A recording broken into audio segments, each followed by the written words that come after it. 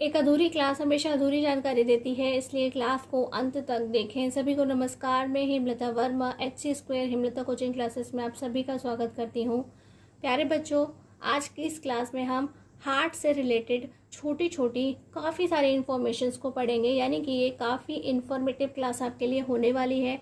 और इसकी जो स्टार्टिंग है हम कहाँ से करेंगे, डबल सर्कुलेशन से। कि डबल सर्कुलेशन क्या होता है, यानी कि हिंदी में हम उसे दोहरा परिवहन या दोहरा परिसंचरण कहते हैं। तो वह क्या होता है, तो जैसे कि प्यारे बच्चों आपने देखा कि एक बार ब्लड में ऑक्सीजन आने के लिए, ठीक है, एक बार ब्लड में ऑक्सीजन आए या पूरी बॉडी के अंदर ऑक्सीजनेटेड ब्लड सर्कुलेट हो उसके लिए क्या होता है, ब्लड को हार्ट में, यानी कि जो रक्त है उसको हृदय में 2 बार आना पड़ता है। कैसे आना पड़ता है, 2 बार आना पड़ता है। और अब आप इस चीज़ को, यानी कि अब आप इस बात को बहुत अच्छे से समझ सकते हैं, क्योंकि आपने हार्ट के वर्किंग प्रोसेस को, ठीक है, अच्छे से समझ लिया है। तो आप जैसे कि जानते हैं कि सबसे पहले जो ब्लड है वह कहाँ से, जो हमारा रक्त है वह फेफड़ों से चलकर हृदय तक आता है, यानी कि लंग्स से चलकर हार्ट तक आता है। ठीक है, वह कैसा था, ऑक्सीजनेटेड होता है, यानी कि वह ऑक्सीजन युक्त होता है। और उसके बाद प्यारे बच्चों वह पूरी बॉडी में जाकर क्या होता है, सर्कुलेट हो जाता है, यानी कि उसे पूरी बॉडी में भेज दिया जाता है। और उसके बाद जब वह डीऑक्सीजनेटेड हो जाता है, यानी कि जब वह ऑक्सीजन रहित हो जाता है, तो तब भी वह क्या होता है, पहले वापस हार्ट में आता है, यानी कि पहले वह वापस हृदय में आता है, उसके बाद वहाँ से लंग्स यानी कि फेफड़ों में जाता है। तो आपने देखा कि एक बार पूरी बॉडी के अंदर ब्लड सर्कुलेट कराने में हार्ट के अंदर 2 बार ब्लड को आना पड़ता है। एक बार और ठीक से समझो कि एक बार पूरे शरीर के अंदर रक्त भेजने में जो हमारा हृदय है उसके अंदर रक्त को 2 बार आना पड़ता है। उसे ही हम क्या कहते हैं, डबल सर्कुलेशन कहते हैं। क्या कहते हैं, डबल सर्कुलेशन कहते हैं। तो प्यारे बच्चों उसे डिवाइड करके भी पढ़ा जाता है कि जो डबल सर्कुलेशन है वह डबल किस टाइप से कहा जा रहा है, कि जो काम हमारी पल्मोनरी आर्टरीज और पल्मोनरी वेन्स यानी कि फुफ्फुसीय धमनी और फुफ्फुसीय शिराएं करती हैं, उन्हें क्या कहा जाता है, पल्मोनरी सर्कुलेशन। क्या कहा जाता है, पल्मोनरी सर्कुलेशन, यानी कि फुफ्फुसीय परिवहन उसे कहा जाता है। जैसा कि प्यारे बच्चों आपको डायग्राम में दिखाई दे रहा है कि जो हमारी पल्मोनरी आर्टरी और वेन्स है वह क्या काम करती हैं। जो आर्टरी है सबसे ऊपर, जो आपको पल्मोनरी आर्टरी दिखाई दे रही है, यानी कि फुफ्फुसीय धमनी या फुफ्फुस धमनी आपको दिखाई दे रही है, तो आप कहेंगे कि ये क्या करती है, कि जो हमारा डीऑक्सीजनेटेड ब्लड है, क्या है, जो ऑक्सीजन रहित जो रक्त है यह उसे फेफड़ों में ले जाने का काम करती है। कहाँ पर, फेफड़ों में लेकर जाने का काम करती है। और जब इसके पास में क्या हो जाती है, ऑक्सीजन आ जाती है, क्या आ जाती है, और जब लंग्स के अंदर इसे ऑक्सीजन प्रोवाइड करा दी जाती है, यानी कि फेफड़ों के माध्यम से इसे वापस ऑक्सीजन मिल जाती है, तो पल्मोनरी आर्टरी के ठीक नीचे क्या है, पल्मोनरी वेन्स है, वह ऑक्सीजन वाले ब्लड को लेकर के वापस हार्ट में आ जाती हैं। ठीक है, कि जो हमारी फुफ्फुसीय शिराएं हैं वह ऑक्सीजन युक्त रक्त को वापस हृदय में ले जाने का काम करती हैं। तो पल्मोनरी आर्टरी और पल्मोनरी वेन्स यानी कि फुफ्फुसीय धमनी और फुफ्फुसीय शिराएं दोनों मिलकर जिस काम को कर रहे हैं उसे हम क्या कहते हैं, पल्मोनरी सर्कुलेशन। क्या कहते हैं, पल्मोनरी सर्कुलेशन उसे हम कहते हैं। अब ये तो हो गया हमारा एक टाइप। अब दूसरा टाइप कौन सा है, तो प्यारे बच्चों जैसे कि आपको पता है कि ये हमारी जो सबसे ऊपर सिस्टमिक एओर्टा यानी कि दैहिक महाधमनी जो आपको दिखाई दे रही है, और आप जानते हैं कि यह क्या करती है, पूरी बॉडी के अंदर O2 वाले ब्लड को सर्कुलेट करती है। क्या करती है, पूरे शरीर के अंदर ऑक्सीजन युक्त रक्त को शरीर के अंदर पहुंचा करके आती है। तो ये क्या कर रही है, पहुंचाने का काम कर रही है। लेकिन जब O2 खर्च हो जाएगी उसे वापस लेने का काम कौन करती है, ठीक उसके नीचे क्या दिखाई दे रहा है आपको, वेना केवा। क्या है, वेना केवा। तो प्यारे बच्चों लास्ट क्लास में हमने आपको वेना केवा ऊपर और नीचे दोनों पढ़ाया था।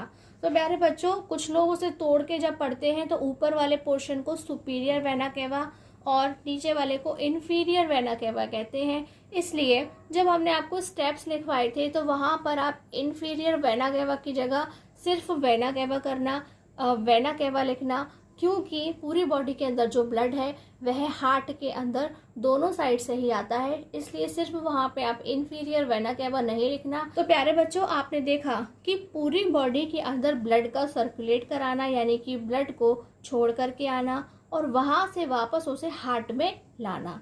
तो हार्ट से ही पूरी बॉडी के अंदर, यानी कि हृदय से ही पूरे शरीर के अंदर रक्त का जाना और फिर पूरे शरीर से उसका हृदय में वापस आ जाना। ठीक, उसे क्या कहा जाता है? तो आप कहोगे कि उसे हम सिस्टमिक सर्कुलेशन, क्या कहते हैं? सिस्टमिक सर्कुलेशन या दैहिक परिवहन कहते हैं। तो अब हम इसे थ्योरी में डिस्कस करते हैं। डबल सर्कुलेशन यानी कि दोहरा परिवहन, या फिर हम क्या कहते हैं? दोहरा परिसंचरण कहते हैं। A circulatory system in which the blood travels twice through the heart in one complete cycle of the body is called double circulation। तो प्यारे बच्चों, क्या बोल रहे हैं कि एक ऐसा सर्कुलेटरी सिस्टम जिसके अंदर ब्लड क्या करता है? ट्रेवल करता है। कितनी बार? ट्वाइस, यानी कि वह 2 टाइम्स ट्रेवल करने का काम करता है थ्रू द हार्ट। और किसकी हेल्प से? हार्ट की हेल्प से। इन वन कंप्लीट साइकिल, यानी कि एक बार पूरे शरीर के अंदर ब्लड भेजने के लिए ब्लड को हार्ट में 2 बार आना पड़ता है। क्या होता है? हार्ट में ब्लड को 2 बार आना पड़ता है। उसे ही हम क्या कहते हैं? Double circulation. क्या कहते हैं? डबल सर्कुलेशन कहते हैं। एक परिसंचरण तंत्र जिसमें रक्त शरीर के एक पूर्ण चक्र में, यानी कि आप समझ रहे हैं ना कि एक बार पूरी बॉडी के अंदर उसको भेजने में और वापस लाने में क्या हो रहा है? हृदय से वह 2 बार गुजरता है। ठीक है, हृदय से वह 2 बार गुजरता है। एक बार वह पंप करके पूरे शरीर में भेजा जाता है और दूसरी बार में उसे फर्स्ट है वह क्या है? पल्मोनरी सर्कुलेशन, यानी कि फुफ्फुसीय परिवहन। In the human circulatory system, the pathway of blood from the heart to the lungs। तो प्यारे बच्चों, हमने आपको बताया कि वह क्या बोल रहे हैं कि पाथवे यानी कि रास्ता या मार्ग जिससे वे होकर के गुजरता है। तो सबसे पहले बोल रहे हैं कि blood from the heart to the lungs, यानी कि जो हमारी पल्मोनरी आर्टरी थी जो ऊपर सबसे ऊपर बनी हुई है, वह क्या करती है कि हार्ट से उसे लंग्स में लेकर के जाती है। तो हार्ट से लंग्स में क्यों लेकर जाती है? क्योंकि उसे ऑक्सीजन चाहिए होती है। And back to the heart, और जब उसे ऑक्सीजन मिल जाती है तो क्या होती है? वह वापस हार्ट में आ जाती है। इज कॉल्ड पल्मोनरी सर्कुलेशन, यानी कि वह काम जो पल्मोनरी आर्टरी और पल्मोनरी वेन्स कर रही हैं उसे हम क्या कहते हैं? पल्मोनरी सर्कुलेशन कहते हैं। मानव परिसंचरण तंत्र में रक्त का हृदय से फेफड़ों तक, कहाँ पर? हृदय से फेफड़ों तक, यानी कि वह हृदय से चलकर फेफड़ों तक जा रही है। यह कैसा रक्त है? तो आप कहेंगे ऑक्सीजन रहित। इसके पास ऑक्सीजन नहीं है, इसीलिए इसको कहाँ जाना पड़ रहा है? फेफड़ों के पास ऑक्सीजन मांगने के लिए जाना पड़ रहा है और हृदय में वापस जाने के मार्ग को, फिर उसके बाद वह फेफड़ों से वापस कहाँ जा रही है? हृदय में। जब उसे ऑक्सीजन मिल गई तो वापस कहाँ जा रही है? हृदय में जा रही है। उसी को हम क्या कहते हैं?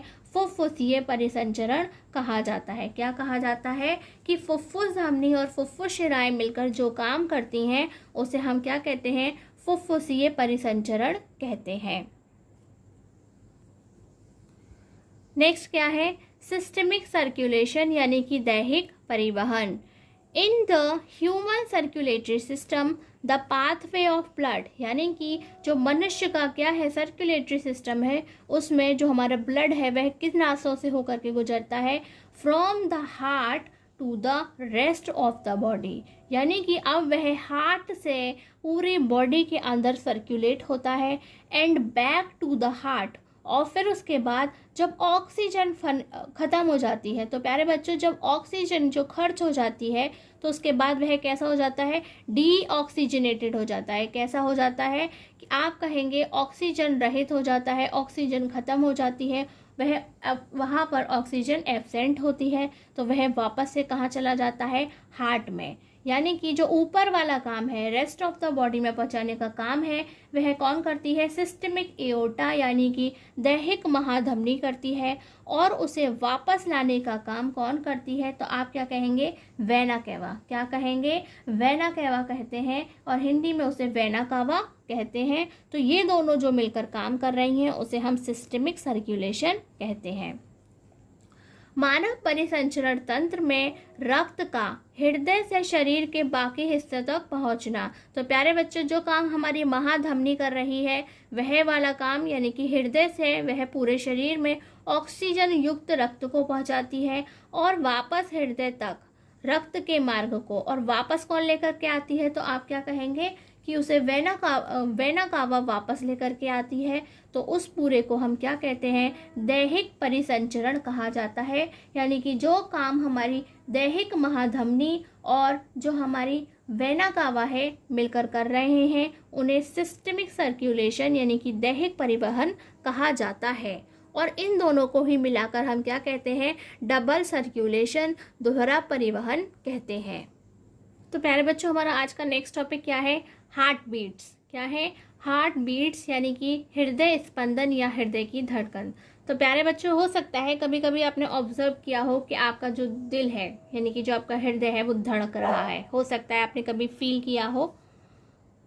तो अब हम इसे पढ़ेंगे किस तरह से, कैसे समझेंगे कि जो हमारा हार्ट है वह कब बीट कर रहा है, यानी कि एक हार्ट बीट जो है वह कब कंप्लीट होता है, एक हृदय स्पंदन कब पूरा होता है, या एक बार हृदय कब धड़कता है। उसके लिए क्या करना पड़ता है हार्ट को? तो आप कहेंगे 1 complete contraction and relaxation of the heart is called a heart beat. तो प्यारे बच्चों, जैसे कि आप जानते हैं कि जब किसी भी चैम्बर के अंदर, हार्ट का किसी भी चैम्बर के अंदर ब्लड आने से पहले वह कैसा होता है कि वह रिलैक्सेशन के मोड में होता है, और जब वह उसे क्या करता है कि पंप करके दूसरे चैम्बर में भेजने का काम करता है तो वह क्या हो जाता है? कॉन्ट्रैक्ट्स हो जाता है। क्या होता है? उसके अंदर कॉन्ट्रैक्शन का काम होता है। इसलिए हम क्या कहते हैं? उसके अंदर कॉन्ट्रैक्शन होता है। इसलिए हम क्या कहते हैं कि जब पूरा एक साइकिल कब होगा, पूरा एक हार्ट बीट कब बनता है? तो आप कहेंगे एक बार वह पहले रिलैक्स मोड में हो एंड देन उसके बाद में वह कॉन्ट्रैक्ट हो जाए, तो वहाँ से एक साउंड प्रोड्यूस होता है। क्या होता है? वहाँ से एक साउंड प्रोड्यूस होता है जिसे हम क्या कहते हैं? Heart beat. क्या कहते हैं? हम उसे हार्ट बीट कहते हैं। और एक हार्ट बीट को हम क्या कहेंगे कि एक बार हार्ट के अंदर रिलैक्स होना। ठीक है, 1 complete contraction and relaxation of the heart is called a heart beat. यानी कि एक बार वह कॉन्ट्रैक्ट हो जाए, एक बार रिलैक्स हो जाए, तो हम उसे पूरा क्या कहेंगे? Heart beat. The heart usually beats about 70 to 72 times in a minute. यानी कि जो हमारा 1 मिनट है उसमें वह 70 से 72 टाइम्स बीट करता है। क्या करता है? हार्ट जो है बीट करता है, यानी कि उसमें से एक साउंड प्रोड्यूस होता है। When we are resting. लेकिन ऐसा कब है? जब हम आरामदायक स्थिति में होते हैं। कब? इंसान जब आरामदायक स्थिति में होता है, रेस्ट की पोजीशन में होता है, ऐसा सिर्फ तभी होता है। The heart beats faster during and after an exercise. तो प्यारे बच्चों, जब आप एक्सरसाइज करते हैं, कब करते हैं? जब आप ड्यूरिंग एक्सरसाइज यानी कि जब आप एक्सरसाइज करते हैं, आफ्टर एन एक्सरसाइज, और अभी अभी आपने जैसे कोई एक्सरसाइज की है, तो उन दोनों ही सिचुएशन में आपकी जो हार्ट बीट है वह क्या हो जाती है? फास्टर, यानी कि पहले से बढ़ जाती है। Because the body needs more energy, क्योंकि बॉडी को क्या है? ज़्यादा एनर्जी की ज़रूरत होती है, और जब हमें ज़्यादा एनर्जी चाहिए तो क्या होगा? ज़्यादा रेस्पिरेशन का काम होता है। प्यारे बच्चों, उसी तरह से और कोई भी काम ऐसा हो सकता है जो कैसा हो? काफ़ी कठिन हो, स्ट्रॉन्ग हो, हैवी हो, उसे करने के बाद भी बिल्कुल ऐसा ही आपके साथ होता है। हिंदी में कहते हैं हृदय के एक प्रकुंचन यानी कि सिकुड़ने को। ठीक है, हृदय के एक बार प्रकुंचन तथा एक बार अनुशिथिलन यानी कि बिल्कुल रिलैक्स की अवस्था में। हमने आपको लिखवाया था शिथिल, तो यहाँ पे क्या कहेंगे? अनुशिथिलन मिलकर एक धड़कन बनाते हैं। तो एक बार दिल का धड़कना यानी कि एक बार जो हृदय है वह कैसा है? अनुशिथिलन यानी कि शिथिल अवस्था में है, और तुरंत वह क्या हो रहा है? प्रकुंचन हो रहा है, फिर उसके बाद वह सिकुड़ रहा है, तो दोनों को मिला करके क्या बनती है? एक धड़कन बनती है। क्या बनती है? एक धड़कन बनती है जब हम आराम की अवस्था में होते हैं। हृदय सामान्यतः 1 मिनट में 70 से 72 बार धड़कता है। ठीक है, जब आप एकदम रिलैक्स पोजीशन में हैं, आप आराम से अच्छे से जी रहे हैं और कोई हैवी काम नहीं कर रहे हैं, तो वह 70 से 72 बार धड़कता है। व्यायाम करते समय और बाद में हृदय की धड़कन बढ़ जाती है। तो प्यारे बच्चों, आपने देखा कि आप जब भी कोई भारी भरकम काम करेंगे तो जो आपके हृदय की धड़कन है वह तेज़ हो जाती है। क्या हो जाती है? क्योंकि शरीर को अधिक ऊर्जा की आवश्यकता होती है। और इसके अलावा प्यारे बच्चों, कुछ सिचुएशंस भी ऐसी होती हैं कि सडनली आपकी हार्ट बीट बहुत तेज़ हो जाती है, यानी कि हृदय की धड़कन बढ़ जाती है। तो आपको यहाँ से सारी डिटेल याद रखनी है कि एक धड़कन कैसे बनती है, 1 मिनट में हमारा हृदय कितनी बार धड़कता है और कब जो धड़कन है वह तेज़ हो जाती है।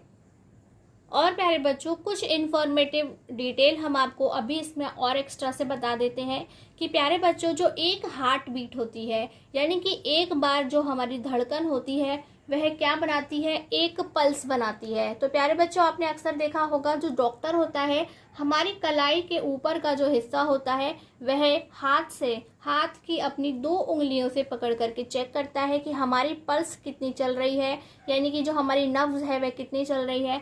तो प्यारे बच्चों, ये जो हमारा एक बार हृदय का धड़कना है, क्या है? जो हमारी एक धड़कन है उसी से हमारी एक पल्स बनती है। इट मीन्स कि जो हमारा हृदय अगर 70 से 72 बार धड़क रहा है, तो जो हमारी नब्ज़ है वह भी कैसे चल रही है? 1 मिनट में 70 से 72 बार ही चलती है। ये हमारा क्या है? लेफ्ट हैंड है बच्चों। और हम अपने इस लेफ्ट हैंड पर अपनी राइट हैंड की 2 फिंगर्स, यानी कि इंडेक्स फिंगर यानी कि जो और मिडिल फिंगर, यानी कि क्या है, ये प्रथमा और ये मध्यमा उंगली ने कहा जाता है, इन दोनों को हम यहाँ पे रख करके इस तरह से जब चेक करते हैं तो हमें एक साउंड सुनाई देता है। उसे ही हम क्या कहते हैं? नब्ज़ चेक करते हैं, यानी कि हमें अपनी हार्ट बीट सुनाई देती है। उसी से हम क्या कहते हैं कि हम अपना पल्स रेट चेक कर रहे हैं। प्यारे बच्चों, नेक्स्ट टॉपिक क्या है? ब्लड प्रेशर, यानी कि रुधिर दाब या रक्तचाप, जिसे आप नॉर्मली क्या कहते हैं? बीपी। क्या कहते हैं कि हमारा बीपी बहुत बढ़ गया है या इनका जो बीपी है वह बहुत लो रहता है। तो ये क्या है? बीपी यानी कि ब्लड प्रेशर, रुधिर दाब या हम उसे रक्तचाप कहते हैं। तो चलिए इसके बारे में पढ़ते हैं। The pressure at which blood is pumped around the body by the heart is called blood pressure. तो प्यारे बच्चों, ब्लड प्रेशर क्या है कि आपने देखा कि जो ब्लड है उसे क्या किया गया? पंप करा गया। क्यों करा गया? जिससे वह पूरी बॉडी के अंदर चला जाए। अराउंड द बॉडी, पूरी बॉडी में पंप करके उसे भेजा गया, तो वहाँ पर एक प्रेशर लगता है। क्या लगता है? कि उसे प्रेशर के साथ में भेजा जाता है। उसे ही हम क्या कहते हैं? Blood pressure. क्या कहा जाता है? ब्लड प्रेशर कहा जाता है। The blood pressure of a person is always expressed in the form of 2 values। और जो हमारा ब्लड प्रेशर है उसे 2 वैल्यूज़ के अंदर एक्सप्रेस्ड करा जाता है, यानी कि बताया जाता है, समझाया जाता है। कॉल्ड सिस्टोलिक, क्या है? Called systolic pressure and diastolic pressure. क्या कहा जाता है? उसे सिस्टोलिक और डायस्टोलिक कहा जाता है। इट टेक्स 0.8 सेकेंड, यानी कि जो हमारा ब्लड प्रेशर है उसे क्या कहा जाता है कि वह एक बार कब होता है? तो आप कहेंगे उसे एक बार 0.8 सेकेंड का समय लगता है। एक बार जो हमारा ब्लड है उसे पंप करने में कितना समय लगता है? तो आप कहेंगे उसे 0.8 सेकेंड का समय लगता है। तो प्यारे बच्चों, कई बार ब्लड प्रेशर के क्वेश्चन को, ब्लड प्रेशर यानी कि रुधिर दाब को डायरेक्ट ऐसे नहीं पूछा जाता है।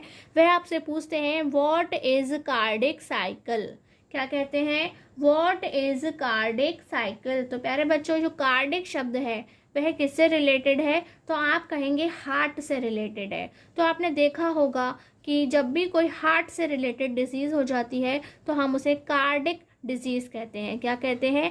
कार्डिक डिजीज़ कहते हैं। यानी कि हिंदी में तो हम उसे हृदय रोग ही कहते हैं, लेकिन इंग्लिश में जो कार्डिक शब्द है वह हार्ट से रिलेटेड प्रॉब्लम्स के लिए या हार्ट से रिलेटेड चीज़ों के लिए इस्तेमाल किया जाता है।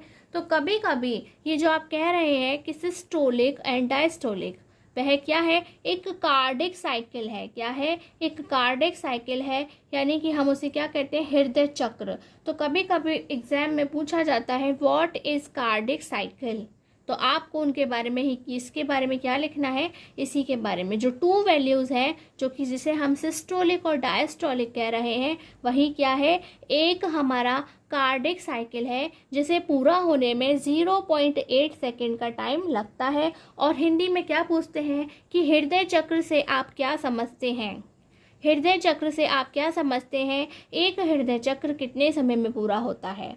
ठीक है, इस तरह से वे आपसे पूछ सकते हैं। तो आपको अगर ब्लड प्रेशर के बारे में पूछेंगे तब भी आपको ब्लड प्रेशर की डेफिनेशन देनी है और उसे कम्प्लीटली बताना है कि वह किससे मिलकर के, किन टू वैल्यूज से मिलकर के वह बना है। और जब वह सिंपली आपसे कार्डिक साइकिल क्या होता है तो आप यहाँ से बता सकते हैं, the blood pressure of a person is always expressed in the form of to values called systolic pressure and diastolic pressure. It takes 0.8 second.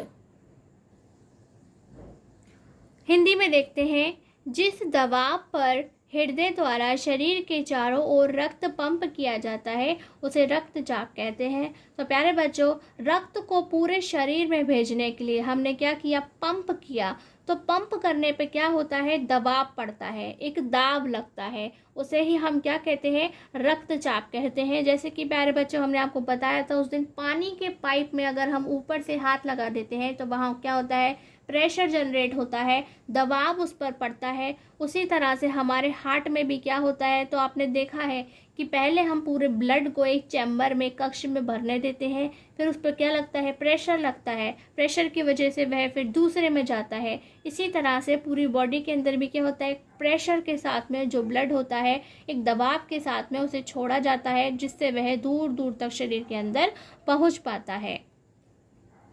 किसी व्यक्ति का रक्तचाप हमेशा दो मानों के रूप में व्यक्त किया जाता है, जिसे हम प्रकुंचन रुधिर दाब और अनुशीतलन रुधिर दाब कहते हैं। तो प्यारे बच्चों, यह वही है कि हमने बताया कि एक हृदय चक्र क्या होता है, तो आप उसे बताएंगे कि जिसे हम प्रकुंचन और अनुशीतलन कहते हैं, वही क्या है, हमारा एक हृदय चक्र होता है और जिसमें क्या लगता है, 0.8 सेकेंड का समय लगता है। और प्यारे बच्चों, ये नोट डाल करके हमने आपको लिखवाया है, आपको भी इसे याद रखना है कि जो रक्त दाब मापी यंत्र यानी कि ब्लड प्रेशर मेजरिंग इंस्ट्रूमेंट, तो आपने देखा होगा जब भी किसी का बीपी घट जाता है, बढ़ जाता है, तो क्या होता है, डॉक्टर के पास चेक कराने जाते हैं। तो डॉक्टर एक मशीन का यूज़ करता है जिसे हम क्या कहते हैं, स्फिग्मोमैनोमीटर। क्या कहते हैं, स्फिग्मोमैनोमीटर। या फिर आपको एनसीईआरटी की बुक में क्या दिखाई दे रहा है, स्फिग्मोमैनोमीटर। तो प्यारे बच्चों, सही प्रोनाउंसिएशन तो यही है, स्फिग्मोमैनोमीटर, लेकिन आप दोनों ही अपने दिमाग में याद रखिएगा। और इंग्लिश में बिल्कुल करेक्टली इसे लिखा जाता है हर जगह, स्फिग्मोमैनोमीटर। तो प्यारे बच्चों, आपसे कभी भी पूछें कि ब्लड प्रेशर हम किससे मेजर करते हैं, किससे नापते हैं, रक्तचाप का किससे पता लगाते हैं, तो वह मशीन या यंत्र का नाम क्या है, स्फिग्मोमैनोमीटर। क्या है, स्फिग्मोमैनोमीटर होता है। और प्यारे बच्चों, आजकल तो यह घर घर में भी पाया जाता है, क्योंकि काफ़ी लोगों को ब्लड प्रेशर की प्रॉब्लम होती है। किसी को हाई बीपी होता है, किसी को लो बीपी होता है, तो यह मोस्टली घरों में भी मिल जाती है। तो प्यारे बच्चों, आज का हमारा नेक्स्ट टॉपिक क्या है, सिस्टोलिक प्रेशर यानी कि प्रकुंचन दाब। The maximum pressure at which the blood leaves, यानी कि प्यारे बच्चों, मैक्सिमम प्रेशर कब लगता है, जब ब्लड है वह छोड़ करके जाता है हार्ट को। कब, कैसे छोड़ के जाता है, थ्रू द मेन आर्टरी। ठीक है, मेन आर्टरी कौन है, हमारी एओर्टा है। एओर्टा की हेल्प से जब वह हमारे शरीर में जाता है, हार्ट को छोड़ करके शरीर में जाता है ड्यूरिंग कॉन्ट्रैक्शन फेज। कब, जब वह सिकुड़ता है। तो प्यारे बच्चों, आप जानते हैं कि जो मेन आर्टरी एओर्टा है वह कहाँ से निकलती है, लेफ्ट वेंट्रिकल से निकलती है। तो उस समय सबसे ज़्यादा प्रेशर, यानी कि सबसे ज़्यादा प्रेशर कब लगता है, जब ब्लड लेफ्ट वेंट्रिकल से कहाँ पर होता है, कॉन्ट्रैक्ट्स होता है और आर्टरी में जाता है, क्योंकि आर्टरी से वह कहाँ जाएगा, पूरी बॉडी के अंदर जाएगा। इसलिए बहुत ज़्यादा प्रेशर लगाना पड़ता है ताकि वह पूरी बॉडी में पहुँच सके। Is called the systolic pressure. क्या कहते हैं, इसे ही हम सिस्टोलिक प्रेशर कहते हैं। हिंदी में हम कहेंगे कि अधिकतम दबाव कब लगता है, जब जिस पर रक्त मुख्य धमनी के संकुचन के कारण, मुख्य धमनी यानी कि महाधमनी क्या हो रही है, संकुचित हो रही है, यानी कि सिकुड़ रही है, उसके दौरान वह हृदय को छोड़ देती है। संकुचन के दौरान वह हृदय को छोड़ देता है। किसको छोड़ देता है, जो हमारा हृदय है संकुचन करके रक्त को छोड़ देता है, और किसकी मदद से, हमारी मुख्य धमनी यानी कि महाधमनी की मदद से जो रक्त है वह हृदय को छोड़ करके जाता है। किसके साथ, अधिकतम दबाव यानी कि अधिकतम दाब की हेल्प से वह छोड़ करके जाता है, जिसे हम क्या कहते हैं, प्रकुंचन दाब कहते हैं। और प्यारे बच्चों, नेक्स्ट क्या है, डायस्टोलिक प्रेशर यानी कि अनुशीतलन दाब, यानी कि हृदय की विरामावस्था के दौरान धमनियों में न्यूनतम दबाव को अनुशीतलन दबाव कहा जाता है। तो प्यारे बच्चों क्या करें कि जब हमारा जो हार्ट है, हृदय है, वह कैसी है, विरामावस्था यानी कि रिलैक्स की पोजीशन में है, आरामदायक स्थिति में है, तो जो हमारी धमनियां होती हैं यानी कि जो आर्टरीज होती हैं, वहाँ पर जो दबाव है कैसा होता है, बहुत कम होता है। क्या होता है, बहुत कम होता है, जिसे हम क्या कहते हैं, अनुशीतलन दाब या दबाव कहते हैं। हिंदी में हम कहेंगे the minimum pressure in the arteries during the relaxation phase. तो जब हमारे हार्ट जो होता है वह कैसा होता है, रिलैक्स पोजीशन में होता है, तब आर्टरीज पर बहुत कम दाब लगता है। क्या लगता है, बहुत कम प्रेशर लगता है, जिसे हम क्या कहते हैं, डायस्टोलिक प्रेशर कहते हैं। क्या कहते हैं, डायस्टोलिक प्रेशर कहते हैं। तो the normal blood pressure values are. तो प्यारे बच्चों, अगर एक स्वस्थ व्यक्ति, नॉर्मल ब्लड प्रेशर का मतलब क्या है कि अगर एक व्यक्ति स्वस्थ है तो उसका ब्लड प्रेशर कितना होगा, सिस्टोलिक में यानी कि जब ज़्यादा से ज़्यादा लग रहा है, और डायस्टोलिक में यानी कि जब कम से कम प्रेशर लग रहा है। तो ये किसके लिए है, 120 mmHg। क्या है, 120 mmHg। तो प्यारे बच्चों, ये जो होता है वह किससे नापा जाता है, जो हमारी ब्लड प्रेशर नापने की मशीन होती है उसमें क्या पाया जाता है, तो आप कहेंगे वहाँ पर मरकरी होता है, और मरकरी को हम क्या लिखते हैं, Hg लिखते हैं। और हम इसे किस में नाप रहे होते हैं, हम उसे mm में नाप रहे होते हैं। किस में, mm में नाप रहे होते हैं, मिलीमीटर में नाप रहे होते हैं। इसलिए इसे क्या पढ़ा जाता है, 120 mmHg। किस में पढ़ा जाता है, 120 mmHg। और प्यारे बच्चों, जब कम लग रहा है यानी कि जब डायस्टोलिक प्रेशर लग रहा है, जब यानी कि जब रिलैक्सेशन की मोड में है, किस में है, रिलैक्सेशन के मोड में जब हार्ट होता है, तो आर्टरीज पे जो कम प्रेशर है वह कितना लगता है, तो आप कहेंगे 80 mmHg। कितना लगता है, 80 mmHg। और ये हम किसकी बात कर रहे हैं, एक नॉर्मल ब्लड प्रेशर, यानी कि जो एक स्वस्थ व्यक्ति होगा जिसका जो ब्लड प्रेशर है बिल्कुल नॉर्मल होगा। तो सिस्टोलिक में यानी कि ऊपर का सबसे ज़्यादा क्या है कि वह सबसे ज़्यादा जब होगा तो 120 mmHg होगा, और जब वह कम होगा तो वह कितना होगा, 80 mmHg होता है, जिसे नॉर्मली हम क्या लिखते हैं, this is usually written as 120/80। क्या लिखते हैं, 120/80 लिखते हैं। प्यारे बच्चों, हिंदी में हम क्या बोलते हैं, प्रकुंचन दाब। क्या है, सामान्य रक्तचाप का मान, यानी कि एक स्वस्थ व्यक्ति जिसका रक्तचाप क्या होना चाहिए, तो आप कहेंगे प्रकुंचन दाब 120 mmHg। तो प्यारे बच्चों, वहाँ पे आप मिलीमीटर मत लिखिएगा, mm करके ही लिखिएगा। तो 120 mmHg कहा जाता है, यानी कि कब, जब वहाँ पे ज़्यादा से ज़्यादा प्रेशर लग रहा है तब 120 लगेगा, और जब वह रिलैक्स की फॉर्म में है यानी कि आरामदायक स्थिति में है तो वहाँ पे 80 mmHg का प्रेशर लगता है, यानी कि दाब लगता है, जिसे सामान्यतः हम क्या लिखते हैं, 120/80 के रूप में लिखा जाता है। 120/80 उसे कहा जाता है। लेकिन क्या है, ये एक सामान्य व्यक्ति का है, ना इसे हाई बीपी कहा जाएगा और ना ही इसे लो बीपी कहा जाएगा। और प्यारे बच्चों, आपको ये दो फुल फॉर्म्स याद करने हैं, SAN यानी कि सिनोएट्रियल नोड, और AVN यानी कि एट्रियोवेंट्रिकुलर नोड। हिंदी में कहते हैं शिरा आलिंद नोड और आलिंद निलय नोड। तो प्यारे बच्चों, हिंदी मीडियम प्लीज़ दोनों में याद कीजिएगा, सिर्फ हिंदी वाला याद नहीं कीजिएगा। और यह क्या होते हैं प्यारे बच्चों, तो हम क्या कहेंगे कि ये जो हमारा हार्ट होता है, जो हमारा हृदय होता है, यह उसके टिश्यूज़ होते हैं। क्या होते हैं? ये दोनों उसके टिश्यूज़ होते हैं, यानी कि उसके अंदर के दो ऊतक होते हैं। यह दोनों ही कहाँ होते हैं? राइट एट्रियम में होते हैं। कहाँ होते हैं? राइट एट्रियम में होते हैं, यानी कि ये हमारे दाएं आलिंद में पाए जाते हैं। कहाँ पाए जाते हैं? दाएं आलिंद में पाए जाते हैं। तो आपको फिलहाल इनकी सिर्फ इतनी ही इंफॉर्मेशन याद करनी है, जिसे प्यारे बच्चों SAN जो है उसे पेस मेकर भी कहा जाता है। क्या कहा जाता है? हार्ट ऑफ द हार्ट, ठीक है, उसे पेस मेकर भी कहा जाता है। तो इन दोनों की सिर्फ फुल फॉर्म आपके काम की है, और ये आपको याद रखना है कि ये हार्ट के स्पेशल टिश्यूज़ हैं। कैसे हैं? हृदय की यह बहुत ही दो महत्वपूर्ण ऊतक होते हैं, जो कि राइट एट्रियम यानी कि दाएं आलिंद में पाए जाते हैं। जब आप नेक्स्ट क्लासेस में यानी कि बड़ी क्लासेस में आएंगे, तब आपको इन्हें डिटेल में पढ़ने को मिलेगा, लेकिन अभी सिर्फ आपको इनकी फुल फॉर्म ही याद करनी है। तो प्यारे बच्चों, आज के इस टॉपिक के साथ हमारा ह्यूमन हार्ट का यानी कि मानव हृदय का जो पूरा टॉपिक है वह कंप्लीट हो गया है, और नेक्स्ट क्लास में हम आपको एनिमल्स और प्लांट्स के सर्कुलेटरी सिस्टम के बारे में पढ़ाएंगे। तो प्यारे बच्चों, यदि आज की क्लास आपको अच्छी लगी हो तो please like, comment and share this class. और प्यारे बच्चों, अगर अभी तक आपने हमारे चैनल को सब्सक्राइब नहीं किया है तो आज ही सब्सक्राइब करें, और नोटिफिकेशन बेल को भी ज़रूर ऑन करें। प्यारे बच्चों, डू रिमेंबर, याद रखिए, आज की क्लास आज ही ख़त्म कीजिए, कल के लिए बचाकर कुछ मत रखिए। आज की क्लास में बस इतना ही। नमस्कार, धन्यवाद।